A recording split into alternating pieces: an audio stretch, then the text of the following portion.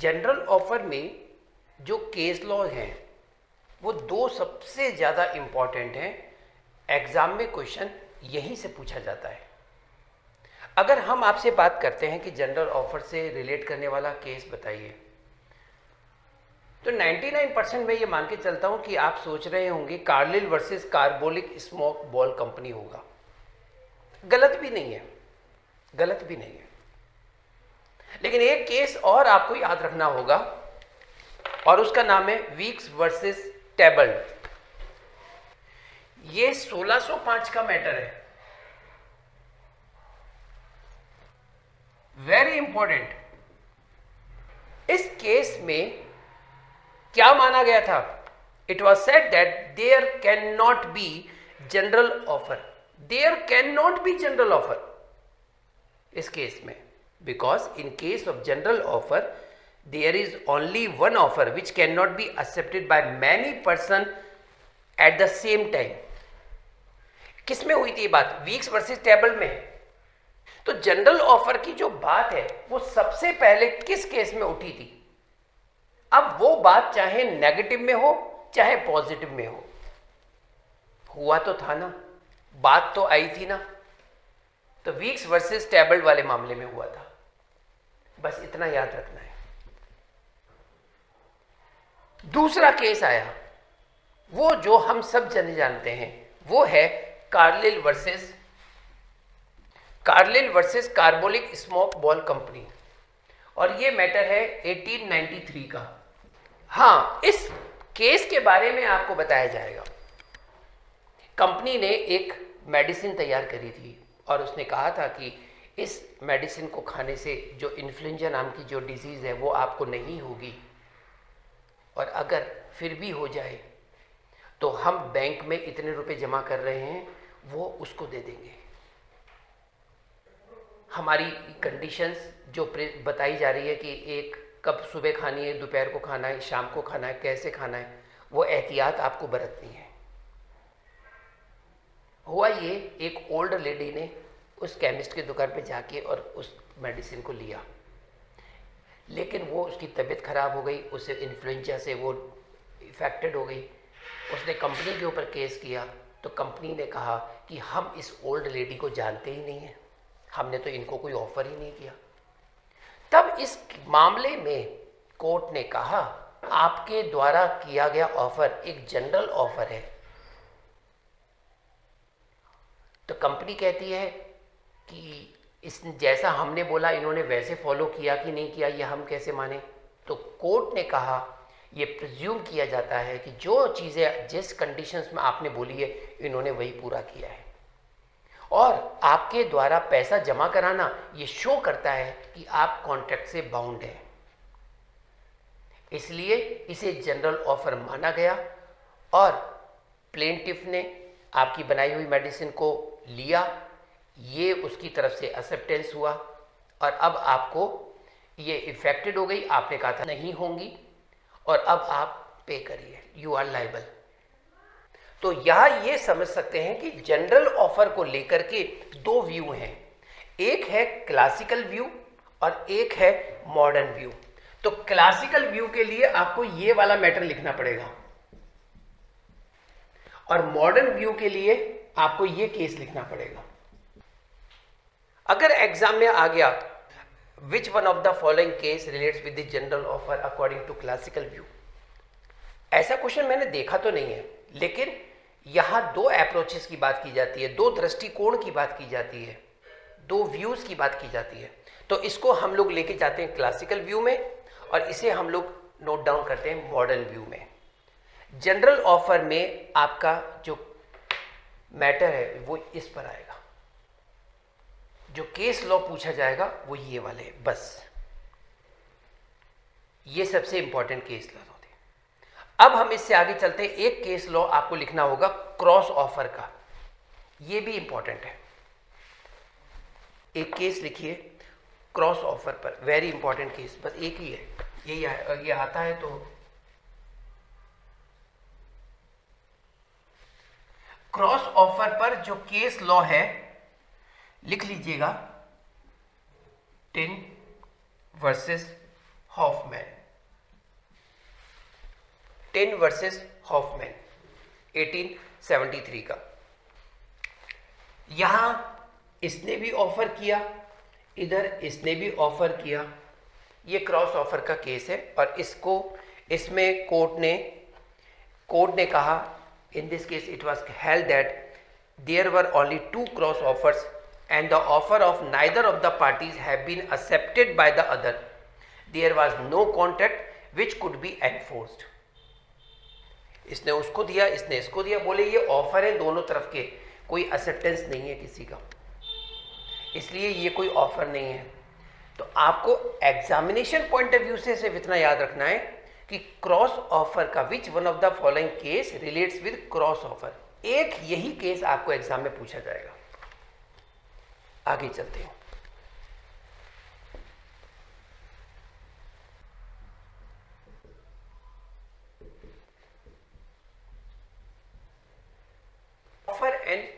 Offer and invitation to offer. Offer का होगा acceptance, invitation to offer का opposite party क्या करेगी, ये है अपोजिट पार्टी क्या करेगी, एक्सेप्टेंस। यहां पर अपोजिट पार्टी क्या करेगी, ऑफर, और फिर फर्स्ट पार्टी क्या करेगी, एक्सेप्टेंस। ये फर्क है इन दोनों में। जैसे कि पहला एग्जाम्पल, ए ने बी को ऑफर किया कि मैं अपनी कार बेचना चाहता हूं, 1000 रुपये में खरीदोगे? तो बी ने कहा yes.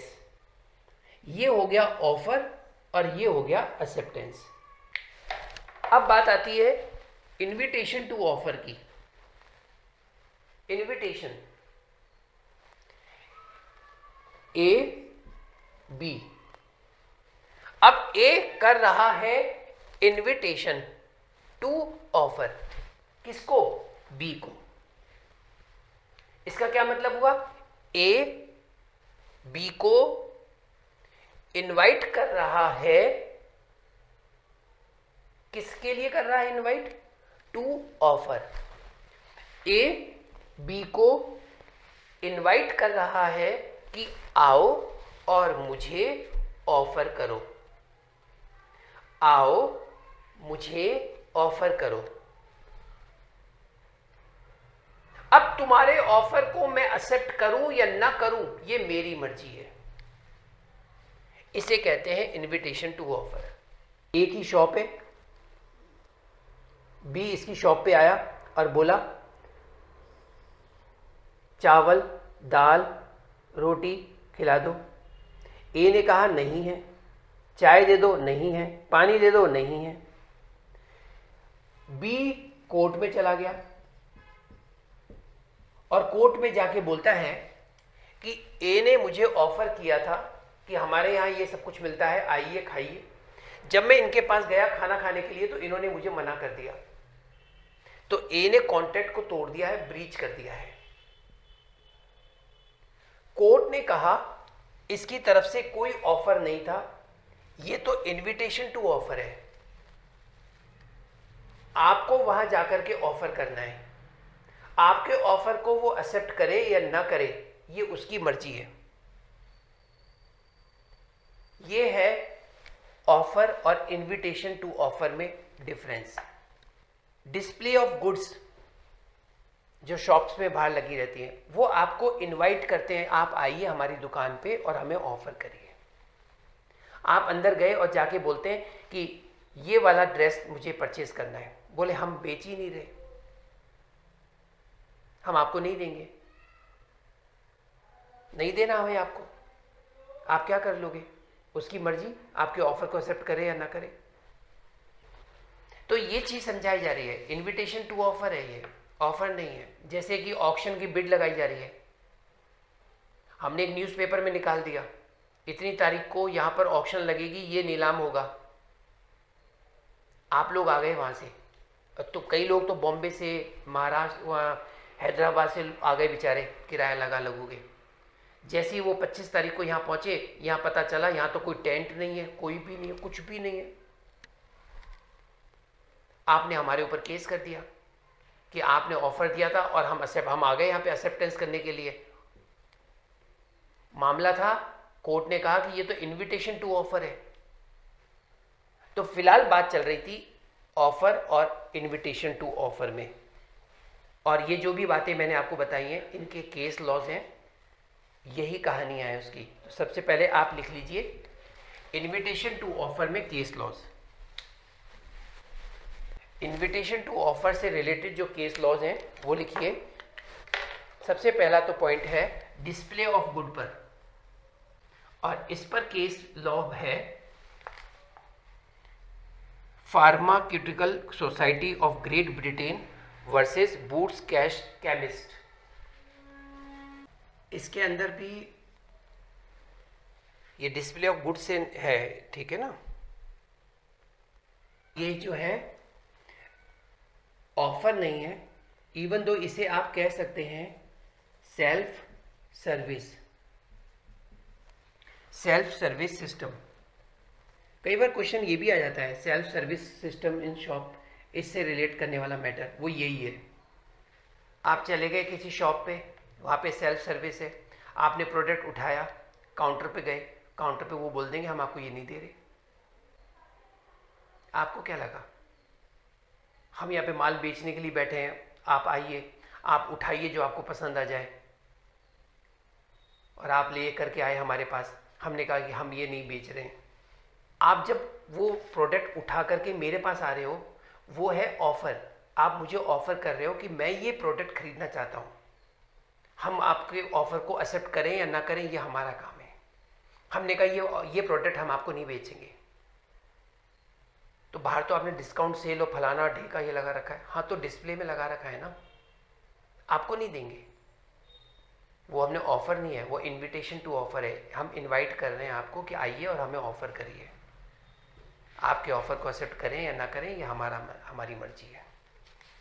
Next, Harris versus Nickerson. ये है आपका ऑक्शन वाला जो मैं आपको बता रहा था। ऑक्शनर एडवर्टाइजमेंट था इसके अंदर किसी माल को बेचने का। थर्ड नंबर, मैकफियरसन वर्सेस अपना। मैं आपकी कार खरीदना चाहता हूं, क्या आप मुझे बेचेंगे? कम से कम कीमत बताइए। आपकी तरफ से जवाब आया कम से कम कीमत 1 लाख। मैं आपके घर में 1 लाख रुपए लेके पहुंच गया और कहा लाइए मुझे कार दे दीजिए, ये रखिए 1 लाख। आपने कहा मुझे कार बेचनी नहीं है। मैं कोर्ट में चला गया तो कोर्ट ने कहा ये कॉन्ट्रैक्ट हुआ ही नहीं। आपने उससे क्वेश्चंस पूछे थे कि मैं आपकी कार खरीदना चाहता हूं, क्या आप मुझे बेचेंगे? कम से कम कीमत बताइए। अगले ने कम से कम कीमत बताई है, उसका जवाब कहाँ दिया कि मैं आपको बेचूंगा कि नहीं बेचूंगा। कोर्ट ने कहा कि कम से कम कीमत बताइए, अगले ने बता दिया। अब आप उसका ऑफर को आपको एक्सेप्ट करें ना करें वो उसकी मर्जी है, बता दिया कम से कम कीमत ये है। यहां पर आप लिख सकते हैं इसके अंदर mere statement of lowest price does not amount to an offer.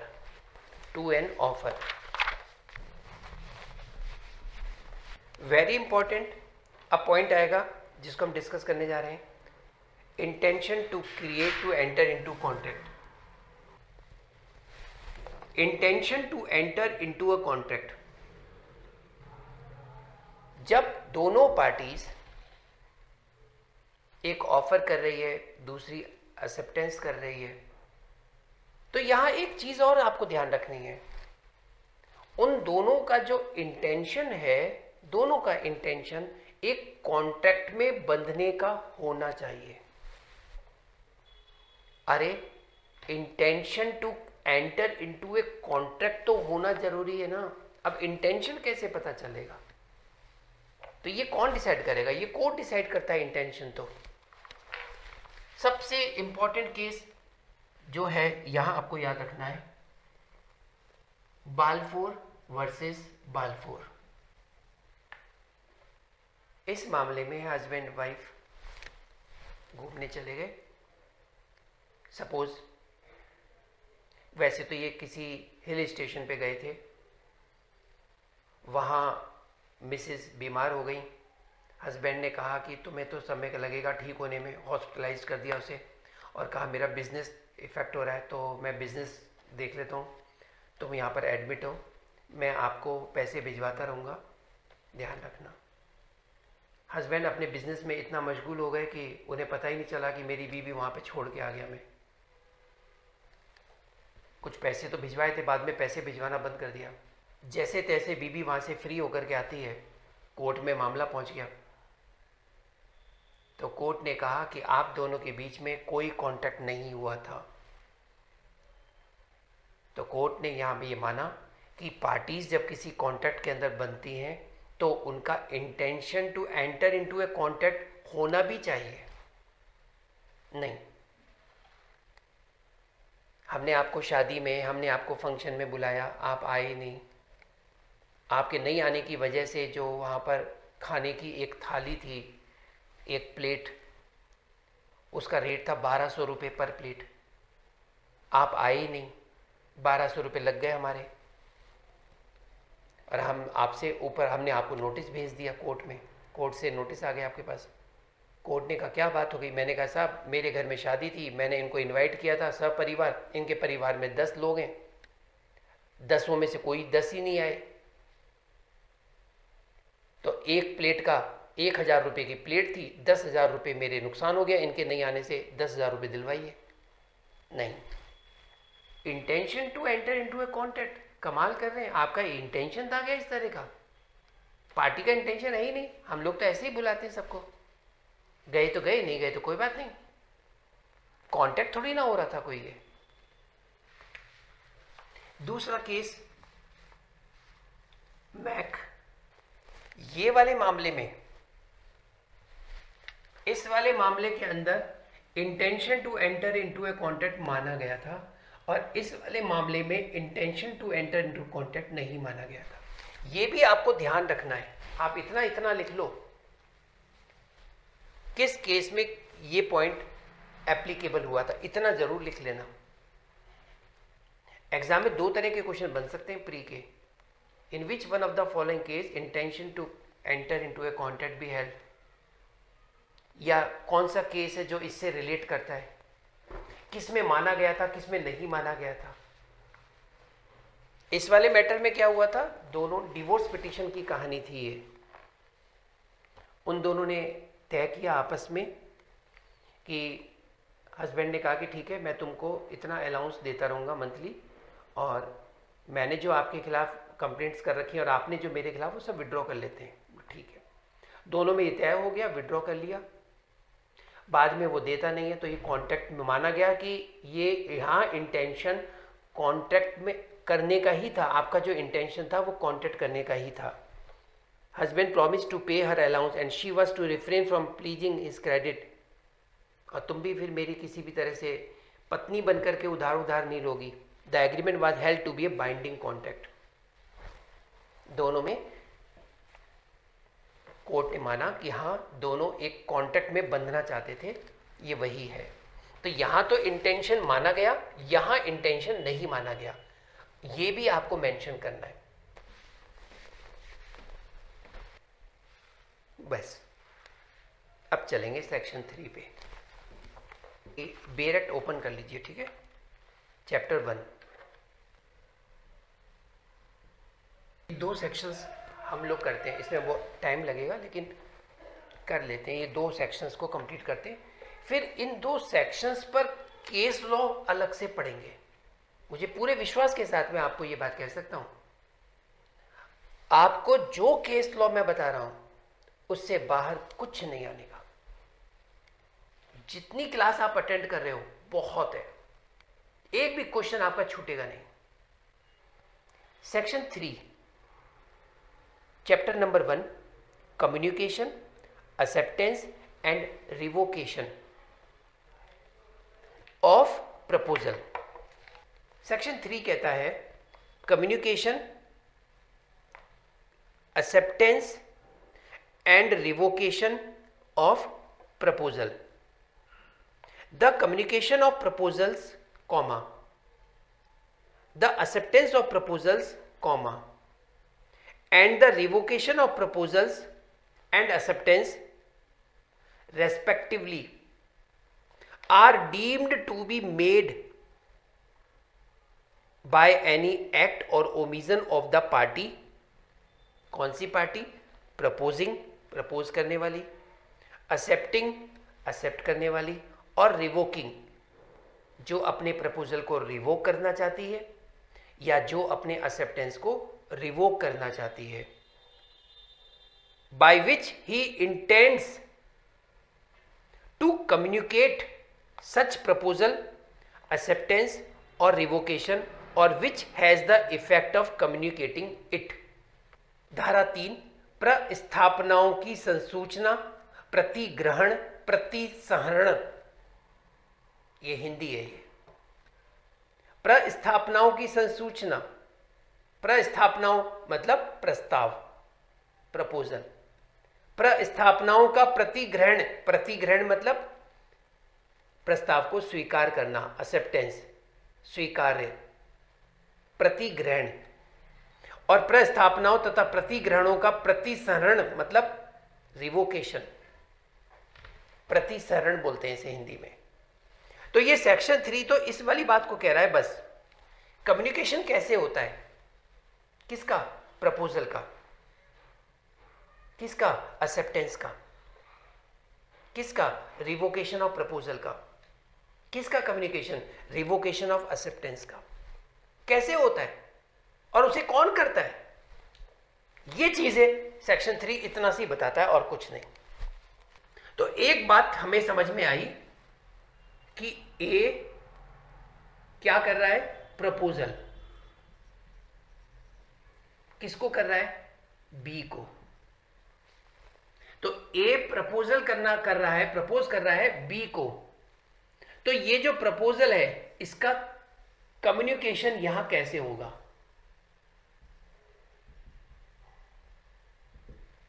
अब बी क्या करेगा? बी एक्सेप्टेंस करेगा। तो बी अपना एक्सेप्टेंस का कम्युनिकेशन ए को कैसे करेगा? ए ने बी को क्या किया? प्रपोजल दिया। अब ए चाहता है कि मैं ये प्रपोजल जो मैंने बी को दिया है वो मैं देना नहीं चाहता, उसे तोड़ना चाहता हूं, उसे रिवोक करना चाहता हूं। तो जब ए अपने प्रपोजल को रिवोक कर सकता है कि नहीं कर सकता? कर सकता है। बी ने एक्सेप्टेंस दिया, yes I am ready to purchase your car for ₹10,000। B कहता है यार नहीं, मैंने जो एक्सेप्टेंस दिए मैं नहीं खरीदनी, मुझे नहीं खरीदनी इससे कार। तो ठीक है, तो आप अपने एक्सेप्टेंस को रिवोक कर दीजिए। तो एक बार अगर आपने प्रपोजल दे दिया है दूसरी पार्टी को तो आप अपने प्रपोजल को रिवोक कर सकते हैं। एक बार अगर आपने उस प्रपोजल का एक्सेप्ट कर लिया और भेज दिया तो आप अपने एक्सेप्टेंस को रिवोक कर सकते हैं। कौन करेगा? जिसने प्रपोजल किया है वही अपने प्रपोजल को रिवोक कर सकता है। एक्सेप्टेंस को रिवोक कौन करेगा? जिसने एक्सेप्टेंस किया है वही अपनी एक्सेप्टेंस को रिवोक कर सकता है। ए ने बी को क्या किया? प्रपोजल। तो बंद कमरे में बैठ करके बोल दिया, ये हो गया प्रपोजल। उस प्रपोजल का क्या होना जरूरी है? कम्युनिकेट होना। किसको? सर बी को। जब बी के पास वो लेटर आया तो बी ने कहा कि मैं को तो ये प्रपोजल एक्सेप्ट कर रहा हूं। Yes I am ready to purchase your car for ₹10,000।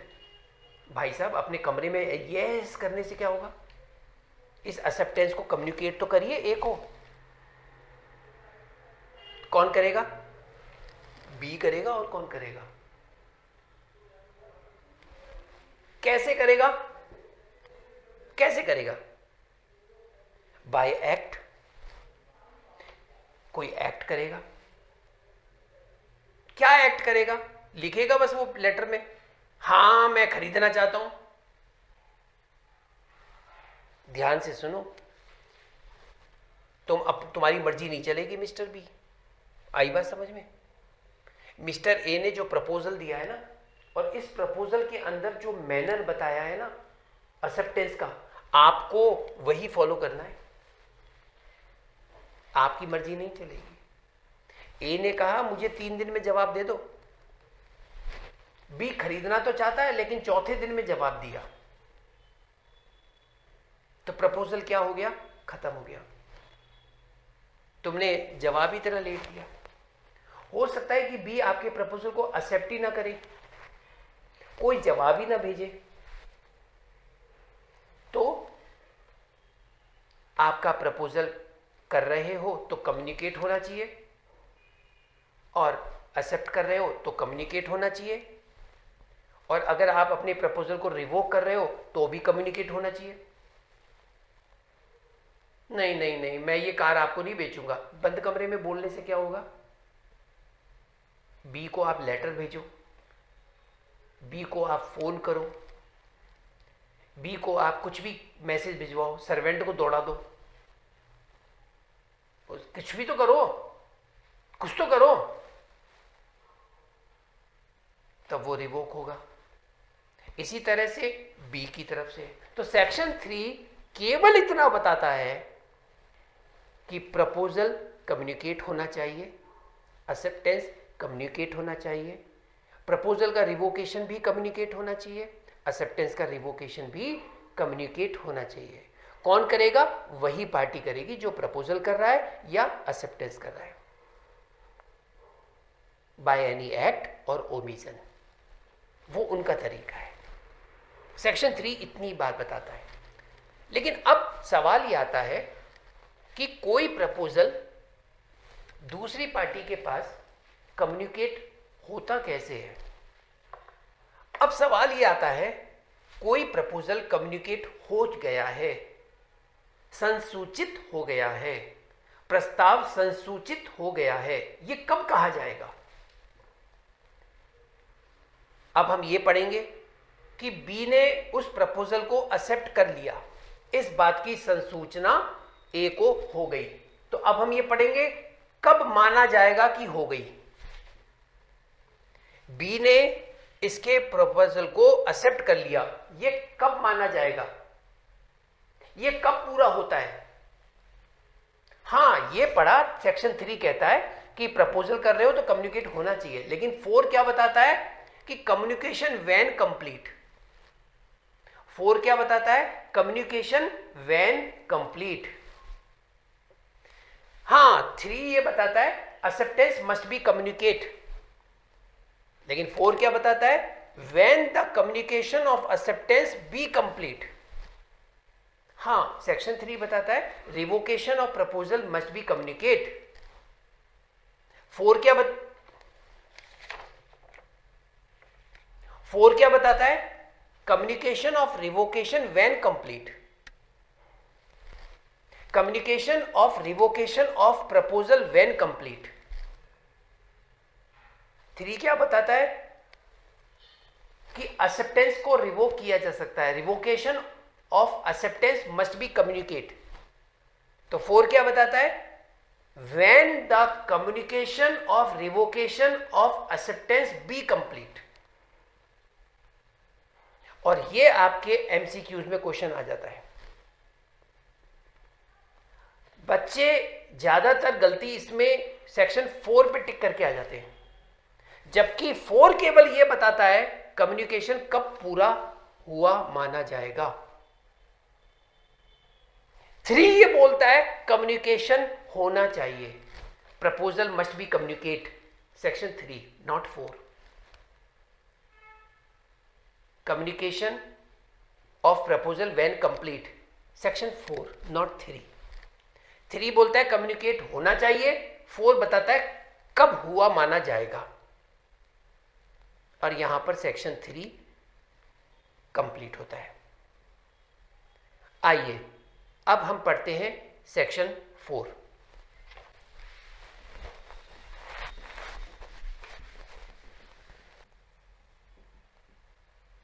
अब कोई भी कहीं जाने की नहीं बोलेगा।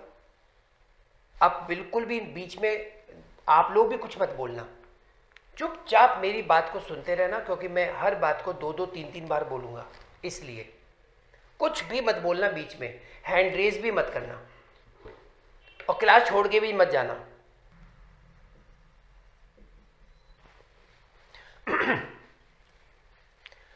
सेक्शन 4 में से एमसीक्यूज आता है। Communication when complete. सबसे पहले समझो ये किसके कम्युनिकेशन की बात कर रहा है। ये बात कर रहा है कम्युनिकेशन ऑफ प्रपोजल। ये बात कर रहा है communication of acceptance.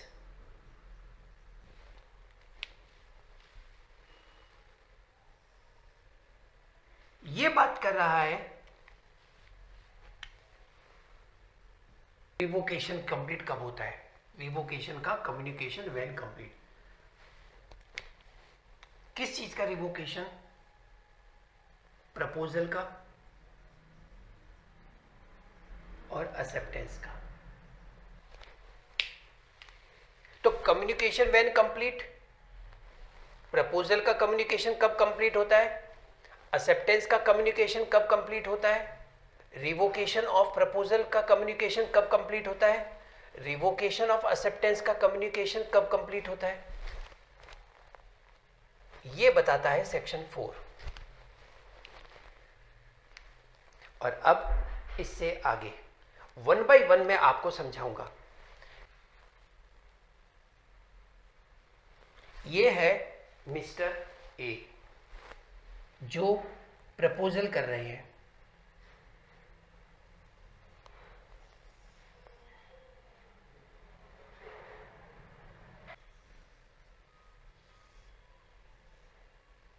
I want to sell my car for rupees 10,000. Would you like to purchase it?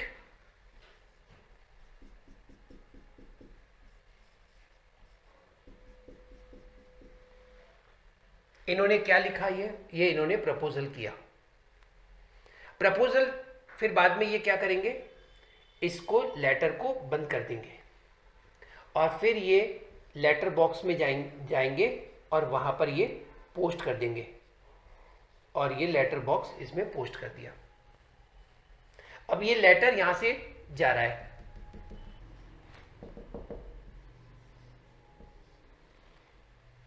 अब ये किसके पास पहुंच रहा है,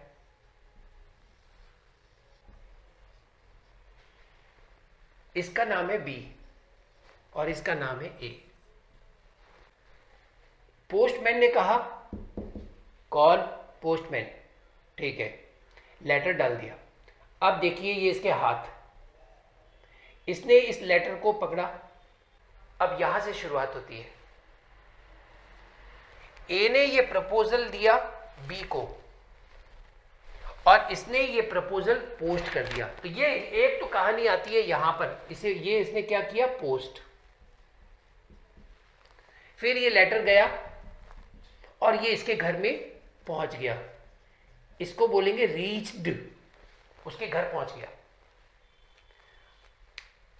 क्या प्रपोजल का कम्युनिकेशन कंप्लीट हो गया लेटर बॉक्स में डालते ही? आपका जवाब होगा नो। जब ये लेटर इसके घर में पहुंच गया, रीच्ड उसके घर में गिर गया, पहुंच गया, क्या कम्युनिकेशन ऑफ प्रपोजल कंप्लीट हो गया? इसका जवाब है नहीं, नो। इसने क्या किया, इस लेटर को खोला।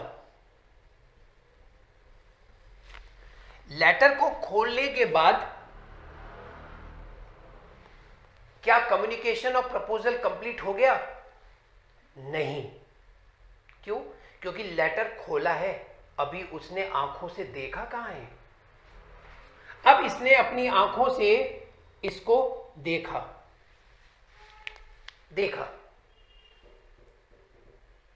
क्या कम्युनिकेशन ऑफ प्रपोजल कंप्लीट हो गया।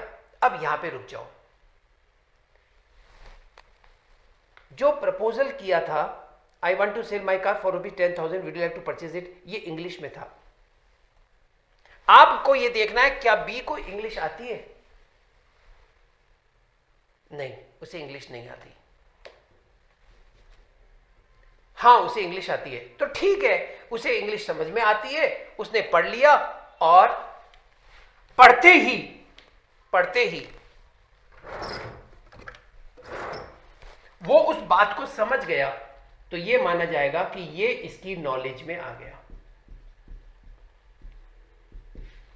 इसकी नॉलेज में आ गया। जैसे ही उसकी नॉलेज में वो बात आ जाती है, ये मान लिया जाता है कि प्रपोजल का कम्युनिकेशन कंप्लीट हो गया।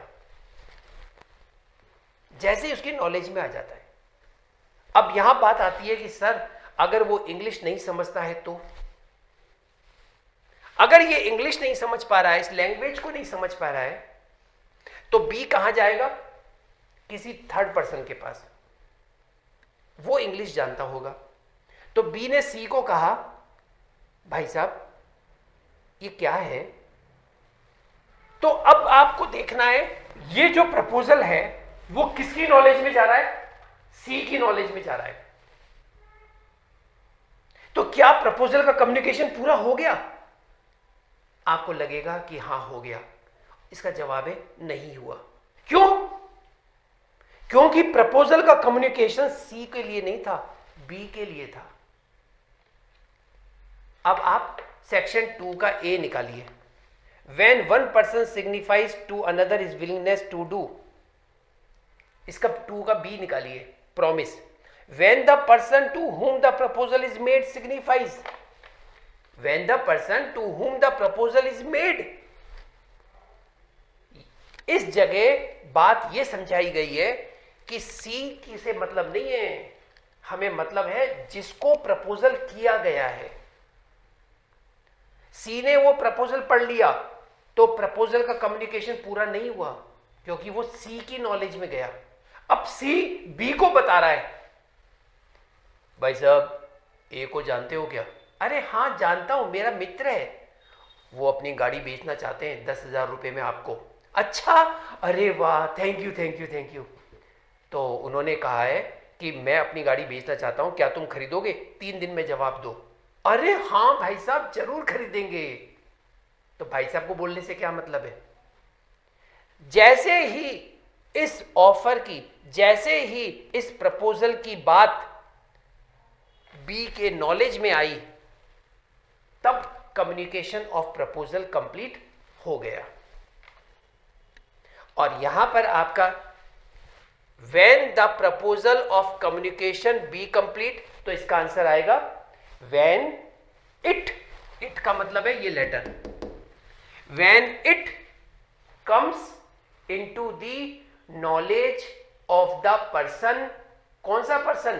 टू होम, जिसको, to whom it is made, जिसके लिए वो बनाया गया है, जिसके लिए वो किया गया है, उसकी नॉलेज में आते ही ये मान लिया जाएगा कि प्रपोजल का कम्युनिकेशन कंप्लीट हो गया।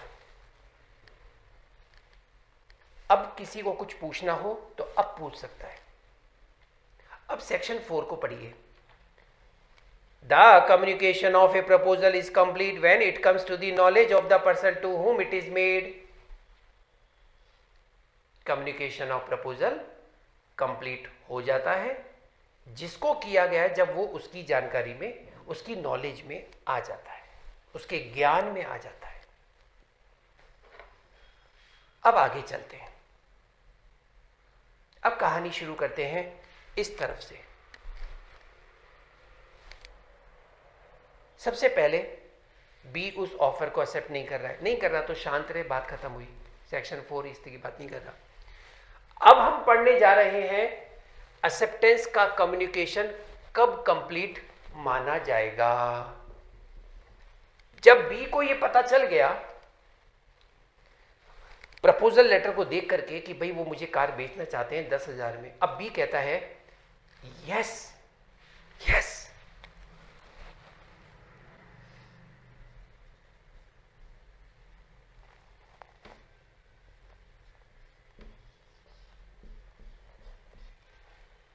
बी ने लिखा yes I am ready to purchase your car for ₹10,000, लिख दिया।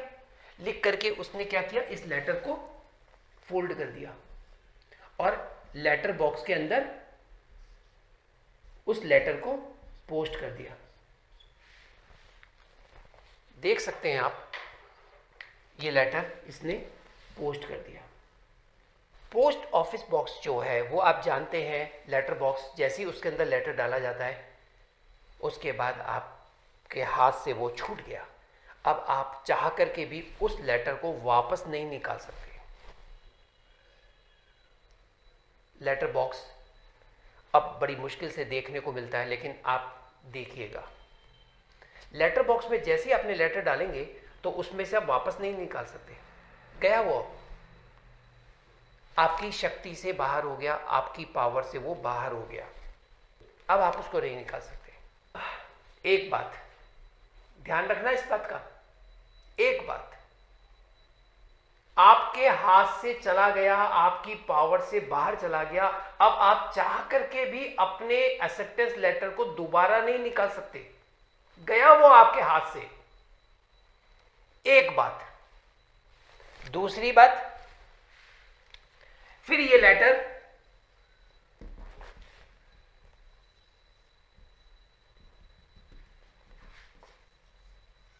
कौन सा लेटर है, ये एक्सेप्टेंस लेटर।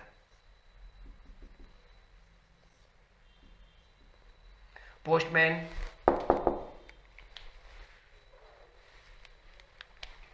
इन्होंने इस लेटर को लिया, खोला, पढ़ा।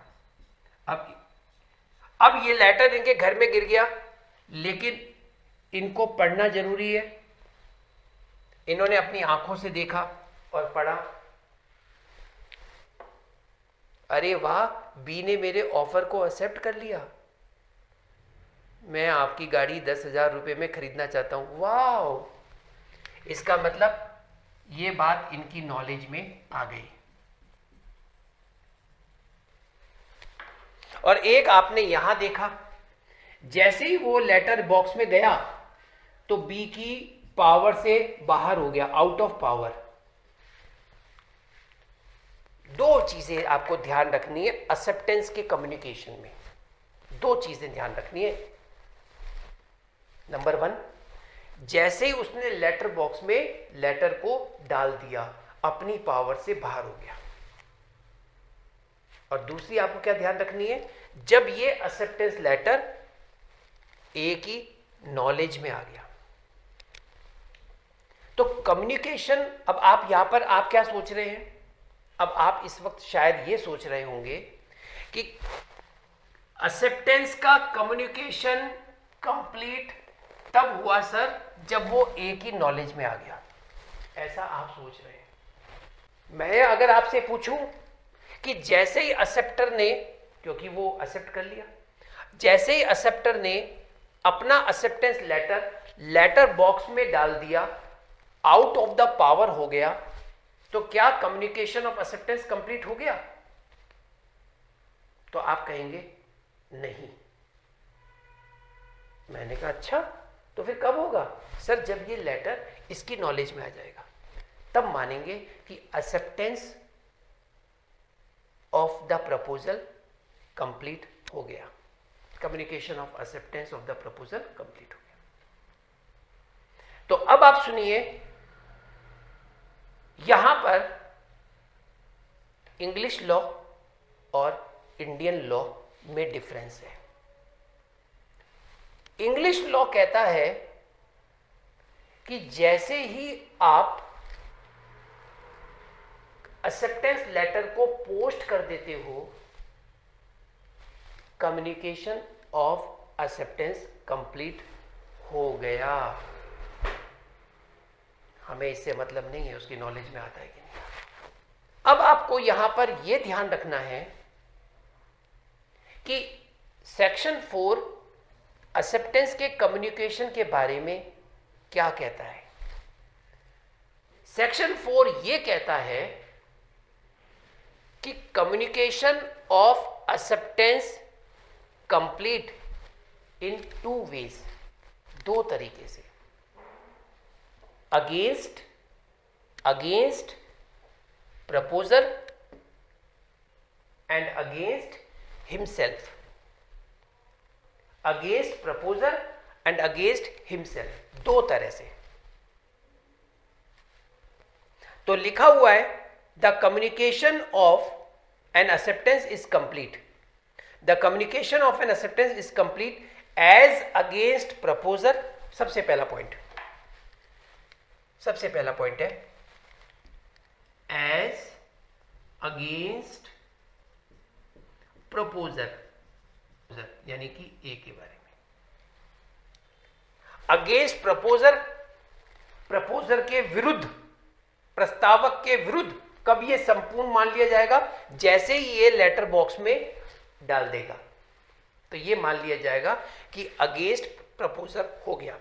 जब एक्सेप्टेंस लेटर इसकी पावर से आउट हो जाए, आउट ऑफ पावर।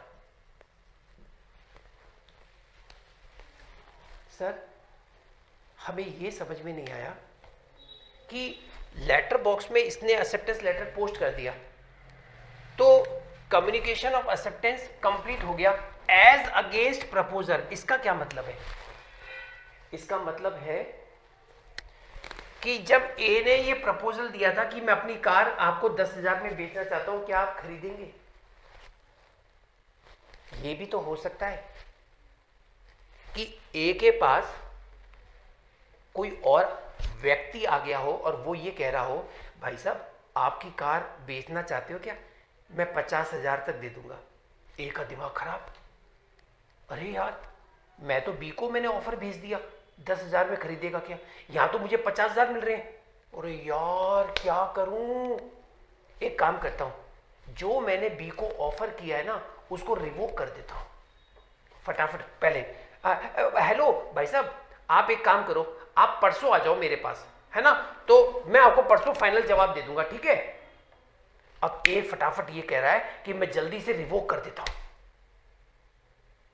फिर उसने लिखा कि मैंने जो आपको अपना एक ऑफर भेजा था कि मैं अपनी गाड़ी 10,000 में बेचना चाहता हूं, माफ कीजिएगा मैं अपने ऑफर को, अपने प्रपोजल को रिवोक करता हूं।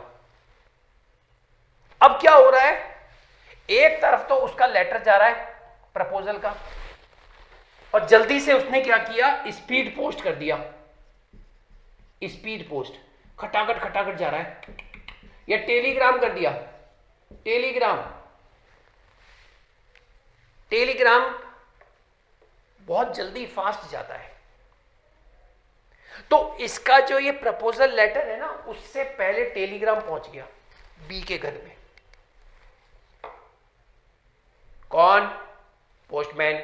टेलीग्राम है, अच्छा टेलीग्राम। तो पहले टेलीग्राम जब आया करते थे तो लोग घबरा देते थे, यार पता नहीं क्या है, क्योंकि टेलीग्राम जब आपकी नौकरी लग जाती थी तो आपको सूचना दी जाती थी कि आपकी गवर्नमेंट जॉब लग गई, टेलीग्राम से पता चलता, जल्दी बताते थे।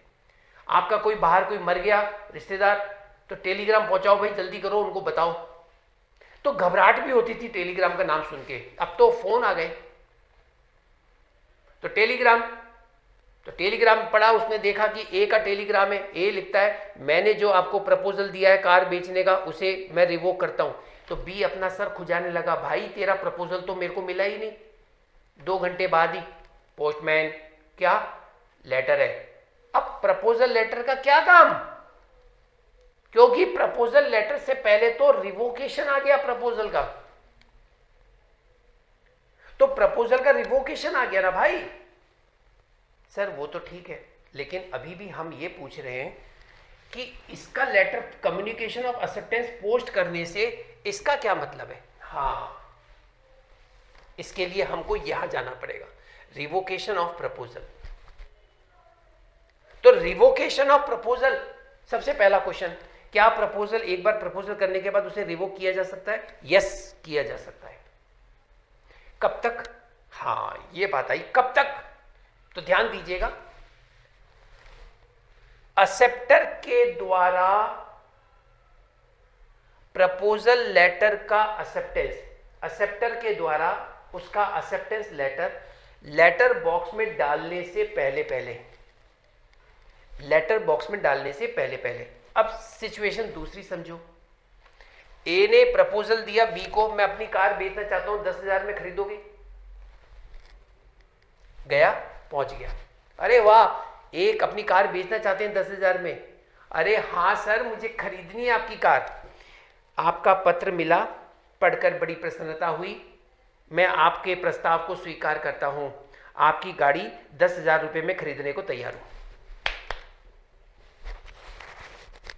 अभी वो कहाँ लिखी है? पॉकेट में डाला है, लेटर बॉक्स में नहीं डाला। उन्होंने अपनी गाड़ी स्टार्ट करी और लेटर बॉक्स में लेटर डालने के लिए जा रहे थे, इतने में पोस्टमैन आ गया। पोस्टमैन, हाँ भैया बोलो, टेलीग्राम है। क्या टेलीग्राम है? क्या हुआ, दिखाओ। अरे ये तो मेरे दोस्त का टेलीग्राम है। क्या लिखा है इसमें? मैंने जो तुझे ऑफर भेजा था कार बेचने का, वो मैं कैंसिल करता हूं। ओह, इसने तो अपने ऑफर को कैंसिल कर लिया। जेब से पर्ची निकाली, अपना एक्सेप्टेंस लेटर निकाला, एक छोटा सा गाना गाया, दिल के अरमां आंसुओं में बह गए। उसकी बहुत इच्छा थी वो कार लेने की और उसने उसको फाड़ दिया, फेंक दिया। क्या मतलब है? अब खत्म, प्रपोजल ही रिवोक कर दिया, अब कोई मतलब ही नहीं है। अब दूसरा सीन देखो। अरे हाँ, आपकी गाड़ी तो मैं खरीदना चाहता हूं, और लेके एक्सेप्टेंस लेटर डाला, मोटरसाइकिल स्टार्ट करी, लेटर बॉक्स में पहुंचा और उसने वो लेटर बॉक्स में डाल दिया। जैसे ही उसने अपना एक्सेप्टेंस लेटर बॉक्स में पोस्ट कर दिया, अपनी पावर से बाहर चला गया, वो अपने घर आया, इतने में पोस्टमैन आया, टेलीग्राम। अब टेलीग्राम में लिखा है कि मैंने जो आपको प्रपोजल भेजा है उसे मैं कैंसिल कर रहा हूं, उसे रिवोक कर रहा हूं। तो यहां पे यह समझाया गया है कि अब आपका रिवोकेशन लेट हो गया, अब कोई मतलब नहीं है, सॉरी। तो communication of acceptance as against proposal complete कब हो जाता है? जैसे ही वो पोस्ट कर देता है, उसकी पावर से बाहर चला जाता है। तो एज अगेंस्ट प्रपोजल का मतलब है कि प्रपोजल के विरुद्ध, यानी कि प्रपोजल अब प्रपोजल अपने प्रपोजल को रिवोक नहीं कर सकता। अब हम पढ़ेंगे कि प्रपोजल रिवोक हो सकता है। हाँ, हो सकता है। कब हो सकता है? When complete. तो हम इसका आंसर पढ़ेंगे, revocation of proposal, communication of revocation of proposal is complete before the acceptance letter box में डालने से पहले। तो इसको कैसे बोलेंगे? Before the completion of communication of acceptance as against proposal. Before मतलब पहले। तो इसको कैसे बोलेंगे? प्रस्ताव का प्रतिसरण किया जा सकता है। कब कंप्लीट होगा? प्रस्ताव की संसूचना प्रस्तावक के विरुद्ध पूरी होने से पहले। इसका मतलब हुआ लेटर बॉक्स में एक्सेप्टेंस लेटर पोस्ट होने से पहले पहले आपको प्रपोजल रिवोक कर सकते हो, उसके बाद नहीं कर सकते। एक बार लेटर पोस्ट हो गया तो हो गया, अब आप रिवोक नहीं कर सकते। तो रिवोकेशन ऑफ प्रपोजल का कम्युनिकेशन कब कंप्लीट होता है? Before the completion of communication of acceptance as against proposal. अब यहां पर किसी को कोई डाउट है, कुछ पूछना चाहता है तो पूछ ले। इंग्लिश, हिंदी, जो भी पूछना चाहते हो पूछ लो। तो मैंने आपको दो चीजें बता दी। एक तो मैंने बताया अभी चल रहा है, ये पूरा नहीं हुआ, एक्सेप्टेंस का कम्युनिकेशन कब कंप्लीट होता है, अभी ये पूरा नहीं हुआ, आधा हुआ है। लेकिन मैंने आपको ये भी बता दिया कि कोई प्रपोजल रिवोक का कम्युनिकेशन कब कंप्लीट होता है, ये तो बता दिया लेटर बॉक्स में डालने से पहले, या इसको यूं कहा जाए, प्रस्तावक के विरुद्ध प्रस्ताव की संसूचना संपूर्ण होने से पहले। और प्रस्तावक के विरुद्ध कब मानी जाती है? जब वो लेटर बॉक्स में डाल देता है, उसकी शक्ति से बाहर हो जाता है। आइए अभी अभी हमने जो समझा उसे बियर एक्ट से पढ़ लेते हैं। Communication of acceptance is complete as against proposer, as against proposer क्या कहता है? When it is put, when it कौन है? Acceptance letter, it put in a course of transmission to him so as to be out of the power of the acceptor, acceptor की शक्ति से बाहर हो जाता है। जैसे ही वो उसमें डाल देगा उसकी शक्ति से बाहर हो गया, और ये मान लिया जाएगा कि communication of acceptance against proposer complete हो गया। अब चलते हैं एज अगेंस्ट एक्सेप्टर हिमसेल्फ। अब इसके लिए कब पूरा होता है? इसके लिए कब पूरा होता है का क्या मतलब है, वो ही समझ रहे हैं। अब क्या हुआ, इसने ये लेटर पोस्ट कर दिया, अब ये लेटर जा रहा है, और जैसे ही इसने इसको पढ़ा, इसकी नॉलेज में आ गया, इसके ज्ञान में आ गया, ये मान लिया जाएगा कि communication of acceptance complete as against acceptor. तो बी क्या पॉइंट आएगा? As against acceptor, as against acceptor. Acceptor तो वो खुद है, खुद के अगेंस्ट का क्या मतलब हुआ, अब उसको समझो। जब ये प्रपोजल की नॉलेज में आ जाएगा, अब इसको समझो कि यहां पर अगेंस्ट एक्सेप्टर क्यों लिखा है। हुआ ये कि जैसे ही बी ने एक्सेप्टेंस लेटर डाल करके वो अपने घर पहुंचा, इतने में उसका एक दोस्त आया और बोला, यार बी, मैं अपनी कार को बेचना चाहता हूं। बी ने कहा, यार कल ही तो तू खरीद के लाया है, इतनी शानदार गाड़ी, नई की नई, इसको तू बेचना जा रहा है, कितने में? बोला, यार 5,000 रुपये दे दे तो मैं, यार मेरे को तो पैसों की जरूरत है, मुझे तो 5,000 रुपये में बेच रहा हूं। बी का दिमाग खराब, अरे यार एक ही गाड़ी 10 साल पुरानी, उसको 10,000 में खरीदने के लिए मैंने लेटर भेज दिया, एक्सेप्टेंस लेटर, और यहां पर एक दिन पुरानी गाड़ी 5,000 रुपये में मिल रही है। अब यार क्या करूं मैं? एक काम करता हूं, जल्दी से अपने एक्सेप्टेंस को रिवोक कर देता हूं। कर तो फिर जल्दी कर। अब रिवोकेशन ऑफ एक्सेप्टेंस पढ़ेंगे। अब सवाल ये आता है कि एक्सेप्टेंस रिवोक कब तक पूरी हो जानी चाहिए। तो अब तो आप लोग समझ गए होंगे, इसकी नॉलेज में आने से पहले पहले, प्रपोजल की नॉलेज में आने से पहले पहले आप अपने एक्सेप्टेंस को रिवोक कर सकते हो। अब बी ने क्या किया, फटाफट से टेलीग्राम लिखा कि मैंने आपके प्रपोजल को जो एक्सेप्ट किया है उसे आप एक्सेप्ट मत मांगना, मैं उसे खारिज कर रहा हूं, मैं उसे रिवोक कर रहा हूं, मुझे नहीं खरीदनी आपकी गाड़ी। अब यहां पे लड़ाई हो रही है कि ये लेटर पहले पहुंचेगा या उसका रिवोकेशन ऑफ एक्सेप्टेंस वाला पहले पहुंचेगा। फटाफट टेलीग्राम, जल्दी, क्विक। हेलो पोस्टमैन, क्या टेलीग्राम? टेलीग्राम क्या टेलीग्राम है, दिखाना। लिया, देखा, अरे तो बी का टेलीग्राम है। यार ए, तेरी कार मैंने खरीदने के लिए एक्सेप्टेंस भेजी थी, उसे तू है ना रिवोक कर लेना, मैं है ना, मैं रिवोक कर रहा हूं और मेरे को तेरी गाड़ी नहीं खरीदनी। इतने में पोस्टमैन लेटर, मैं तेरी कार खरीदना चाहता हूं। तो अब तो उसका कोई मतलब ही नहीं है। अब यहां पे इसके दिल के अरमान चूर चूर हो गए। सवाल तो ये होगा कि अगर एक्सेप्टेंस लेटर पहले आ गया और टेलीग्राम बाद में आया तो क्या होगा। पोस्टमैन एक्सेप्टेंस लेटर, मैं तेरी कार खरीदना चाहता हूं 10,000 में। अरे वाह, मजा आ गया। अगले दिन आया टेलीग्राम, टेलीग्राम, मेरी जो एक्सेप्टेंस है उसको रिवोक समझ लेना। अब कुछ नहीं हो सकता, both the parties are bound. अब कुछ नहीं हो सकता। अगर तुमको रिवोक करना था तो अगेंस्ट एक्सेप्टर से पहले करते। एक्सेप्टर के अगेंस्ट से पहले का मतलब क्या है, नॉलेज में आने से पहले।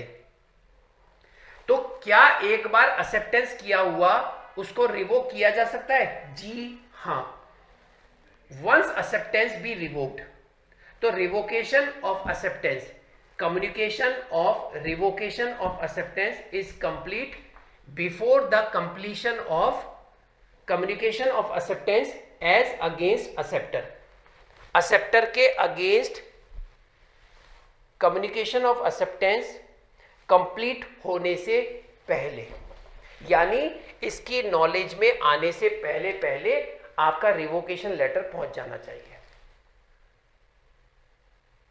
सर दोनों एक साथ पहुंचे तो यहां पे जो इंटरप्रेट किया गया है वहां बताया गया है जो स्पीड पोस्ट होती है उसको माना जाएगा। एक साथ की बात हो रही है, लेटर भी आ गया और टेलीग्राम भी आ गया, क्योंकि यहां ये माना जा रहा है क्योंकि 1872 का ये कानून है। और मैंने आपको पहले ही बताया था टेलीग्राम का मतलब होता था कोई अर्जेंट मैटर है। अब एक बात सोचिए, आप सबसे पहले लेटर देखेंगे या टेलीग्राम देखेंगे? टेलीग्राम देखोगे क्योंकि अर्जेंट तो वही है। और आपने टेलीग्राम खोल के देखा, मैंने जो ऑफर किया उसे, मैंने जो एक्सेप्टेंस किया उसे रिवोक करता हूं, और बाद में उस लेटर को देखा, मैं तेरी कार खरीदने को तैयार हूं। तब ऐसी सिचुएशन में लॉ पॉइंट कहता है जो स्पीड पोस्ट से आया है मामला, जो तेज गति से आया है, उसे माना जाएगा। और यहां पर सेक्शन 4 आपका कंप्लीट होता है। Communication of proposal, communication of acceptance, revocation of proposal, revocation of acceptance. अब किसी को कोई डाउट हो, कुछ पूछना चाहता है तो पूछ ले।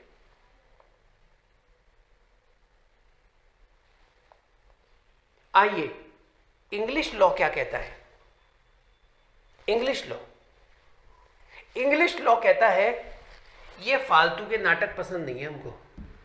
बोले ऐसा कुछ नहीं है, एक बार एक्सेप्टर ने एक्सेप्टेंस लेटर बॉक्स में डाल दिया, दोनों पार्टीज बाउंड हैं, both the parties are bound once the acceptance letter be dispatched, that's all. लेकिन इंडियन लॉ के अंदर ये प्रोसीजर है, acceptance of communication against proposer होता है, अगेंस्ट एक्सेप्टर होता है। इसको यूं भी समझा जाता है कि एक्सेप्टर के पास भी रिवोकेशन का ऑप्शन है। अगर एक्सेप्टर ने लेटर पोस्ट कर दिया और वो दोनों पार्टीज बाउंड हैं और बाय चांस बी के पास कोई अच्छा ऑफर आ गया, तो वो अपने एक्सेप्टेंस को तो फिर वो रिवोक कर ही नहीं सकता अगर दोनों बाउंड हो गई तो। लेकिन इंडियन लॉ ये एक बात कहता है कि एक बार एक्सेप्टेंस कर लेने के बाद भी आपके पास ऑप्शन है, आप चाहें तो उसे रिवोक कर सकते हैं। और यहां पर सेक्शन 4 कंप्लीट होता है। Thank you very much.